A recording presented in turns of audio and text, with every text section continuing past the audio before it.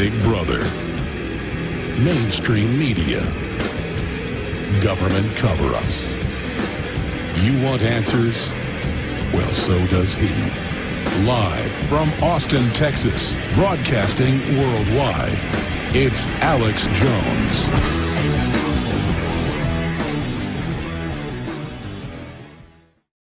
Now, joining us from Syria is Doctor of History. He's an economist, and he's also very brave. He's a best-selling author. He wrote the unauthorized biography of George H.W. Bush, Bush 41. He wrote the unauthorized biography on Barack Hussein Obama. And I read that thing 3.5 years ago and thought, this is unbelievable. Now it's all come out. And so he's nonpartisan. He's covering the issues. And he's in Damascus. He's in Syria. He's over there right now. And again, I'm not saying Assad is some cupcake. It is a dictatorial system with a bath party. But they're going to remove the government and put al-Qaeda in place and turn it into a new jihadi base. The West is on record funding the uprisings of the last 6 months and then calling them peaceful, democratic. Blowing up police stations and stuff. Same thing in Libya. Now al-Qaeda flies the flag. Webster was there while it was being bombed for weeks, while reporters were being shot. I mean, he was under bombardment. He's now there in Syria giving us some report on how this ties in to the larger strategic operation to overthrow old allies like Mubarak, overthrow others. But then Saudi Arabia is criticizing Syria for shooting back at armed globalist-funded gangs, but Saudi Arabia is shooting peaceful people. That's hailed as liberal and loving. But when Syria does something even less, which I'm not defending, then it's just unbelievably horrible, and the rest of the Arab League condemning them. I mean, they're moving into a World War III constellation. Webster, you're there. Tell us what's happening, the latest, and why this is going on. Webster Griffin Tarpley of Tarpley.net. Thank you, Alex. I just spent the day in the city of Homs, H-O-M-S, and if you watch any of this coverage that the U.S. and European media are putting out, they're telling everybody that Homs is the great center of this rebellion, the democracy revolt that's supposedly going on in Syria. And I've just been walking all over this place, and I can tell you that this is a complete big lie. It is one big lie.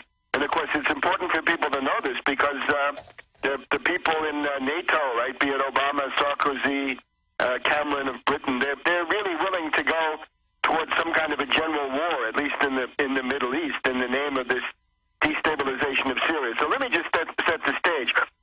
Starting from Damascus this morning, we drove north on a four-lane highway, and one of the first things you notice when you come to Syria is that it's very different from Libya, that there are no checkpoints. I mean, you come into the international airport, right, Damascus International Airport. It's functioning normally. There's no special security. It looks pretty much like a normal airport. You drive into the city, first thing you see, no checkpoints. But we now have, but we're told this is a great tyranny. We now have internal checkpoints where TSA now grabs your wife's breast and your genitals on the highway. So is that why we've got to invade? Because pedophiles don't get to grope Syrian children? Well, let me just try to continue. The idea then is the other thing you notice is that there are no checkpoints. I mean, I guess we went by two. One is at the entrance to the city of Homs. There's a very low-key kind of checkpoint looking at cars, but nothing much. And then if you want to go visit the governor of this province, which we did, we went and visited the governor. And I want you to know this was the first delegation of foreign journalists that was allowed to go to the city of Homs. And there were some people from other newspapers, in particular some Catholic journalists from Europe, from Belgium, and from France were there. So we got to meet the governor of the city of Homs, and he's accompanied by a group of religious leaders. And you got to remember, Syria is a place that has 15% Christians in the population. It's more than Egypt, right? Egypt is 10%. Here it's 15%, so it's more. So you have your Greek Orthodox Metropolitan, you have a Greek Catholic. Those are Catholics that are more or less connected to Rome with the Pope, and also Syrian Catholic, the Patriarchate of Antioch. that's the church set up by Paul. So continuing. Yeah, look, that's, now that you mentioned it, I stayed overnight very close to the place where St. Paul was converted on the Damascus Road. And this is a place you can go and visit. So the governor tells us there is a huge plot, a huge conspiracy against Syria, and the religious leaders basically say the same thing. So now we wanted to go and see, with the help of some of the people from these the patriarchs of these Christian churches of the East, go and see the neighborhood which is supposed to be the great center of this rebellion that the BBC talks about all the time. It's a neighborhood called Zara, Z-A-H-R-A. Zara is the place. This is it's an area, it's a couple of square miles. Homs is a city of about 1 million. That makes it smaller than Damascus. Damascus has about 6 million. So we go to the neighborhood of Zara, and they tell us there's a demonstration going on. You're here right at the proper time. So we go to see this demonstration, expecting to see people attacking Assad and attacking the government, right? Because that's what the international media have told you is actually going on. This is a demonstration which is pro-Assad. It's true that they don't like the governor, the guy that we had just met, for various local reasons. And the principal complaint they have is there's not enough heating oil for the people to heat their homes now that the winter is coming, because it's getting rather chilly. And of course, the sanctions are helping. The sanctions, exactly. That's the reason why. It's not really the governor's fault. It's because of these sanctions. So then after talking to these people for a while, we go to the local hospital. Now, this should be the place where everything is made clear, because you're talking about the Zara Neighborhood Hospital in Homs, in the great center of this revolution. And a lot of people, like a spontaneous demonstration forms when this busload of Western correspondents parks in front of the hospital of Zara. And people tell us this. They say, today we had 7 wounded, 5 killed. So we ask, who did it? And they say, snipers. Well, who are they? Well, we don't know.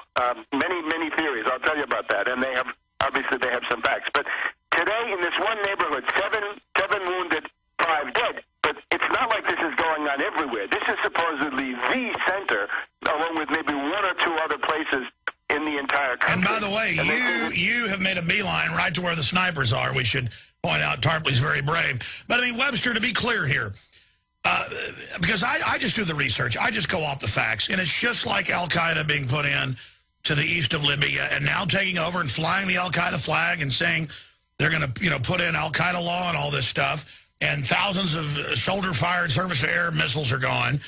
And our media just says, oh, ignore that. But I've gone and looked up even what Voice of America admits.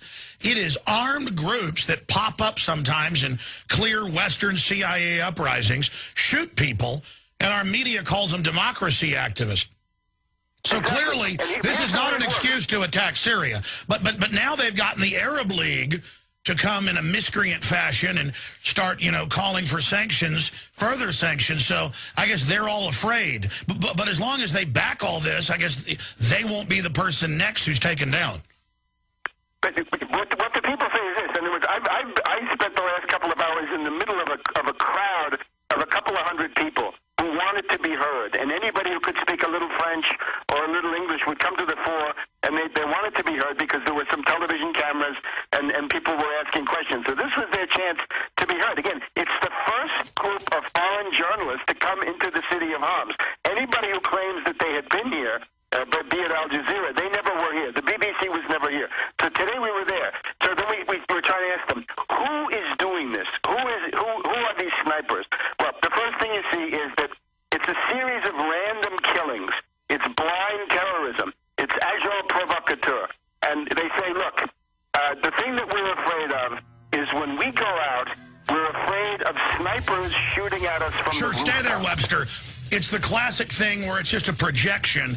These hired terror groups just create violence to point at it, and say, see, there's a conflict. So it's full spectrum dominance where they create just a conflict and then project onto it whatever they want Webster Tarpley from Damascus, Syria. We'll be right back. Stay with us. Webster Griffin Tarpley is in Syria. He's in the area where they say the uprisings keep originating from. He's right there where these snipers are shooting people every day. No one knows which side they're on. It's all fluid. Webster is an expert on false flag provocateur. Continuing, and because I know you're there, you can tell people what's really happening, but separately, Webster, then let's look at the larger geopolitical of why this is happening now and what the end game is. Please continue. Let me just tell you what these people say, because I think this is what's really unique about this. That you talk to these people, right? And I've talked to all kinds of people, right? An English teacher, a couple of doctors in this hospital, a couple of nurses, French, English, whatever it is. And here's what you ask them, who is doing this? And again, it's random killings. So first of all, they say there's no pattern to what they do. They kill Christians, they kill Muslims. Among the Muslims, they kill Sunnis, they kill Alawites, they kill others. They kill people who don't have any particular religious identity. They kill members of the army. 5 terrorists today got together and killed 1 soldier in this Zara neighborhood. So you keep pressing them and you say, all right, who's doing it? Who's doing it?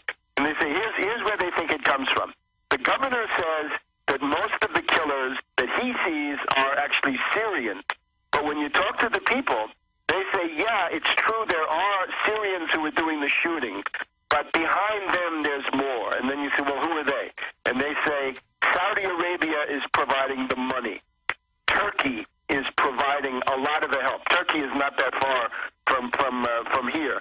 And then how about some more? They say Qatar, right? The wonderful homeland of Al Jazeera television. That Qatar is heavily involved. So it's the same crew that NATO used to soften things up with Gaddafi. In Libya, exactly. United Arab Emirates, important. They also say the Hariri faction of Lebanon, Rafiq Hariri the Younger. And they say, watch out for Hariri.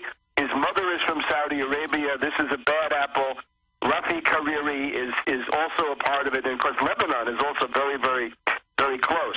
And then some of them, if you keep prodding, they'll say, yeah, and the CIA, of course, and Mossad, and others, right? NATO, other forces in Europe. So they'll also tell you these people are they're the Muslim Brotherhood. They're people who may have been in Al-Qaeda, or they're Salafists. Salafists is just another brand of this extreme religious fundamentalism. Some of them just say those are fundamentalists and anathematizers. In other words, they're religious sectarians who say that everybody's bad except them. The governor talked a lot about mafia, organized crime, and you got the idea, drug pushers. So it looks to me like this has been thrown together. But the finding that I would have to make at this point, after having really heard a lot of very important first-person testimony, this problem is in the hundreds. It's not more than several hundred of these killers, with a certain amount of backup. Now, how much that is hard to say. I asked some very intelligent people in this hospital today, what should the Syrian government do? And they say simple: send more army troops. They say, we want soldiers on the roofs of the houses, on the top floors of apartment houses. We'd like to have some tanks in the streets, but above all, we'd like to have some soldiers on the roof. Because if the soldiers get up on the roof, then the snipers can't go there, and they can't do it. I was talking to a young woman doctor who was about to walk home, and as she walks home, she's got to worry about getting shot. Right? You're just getting shot. I was shown a picture of a 3 or 4-year-old girl who was shot dead in an automobile with her mother and some other little girls. Now there is one exception to this sniper rule, which is that kidnappings do go on, and there are significant kidnappings going on. The kidnapping is often a prelude to a murder. I visited with this group a bereaved family, and their son had been killed. Their son was a taxi driver. These were Alawites. They belonged to the same ethno-religious group as the Assad family, but these were people. Right? The guy was a taxi driver. So he was kidnapped by these, as they said, fundamentalists. People with beards is often what you hear too. He was kidnapped and then he was murdered. In other cases, bodies have been dismembered now, but about the mutilation of women victims. Yeah, but let me just stop you. We'll get into that when we come back. And you're joining us from Syria. Dr. Webster Tarpley joins us.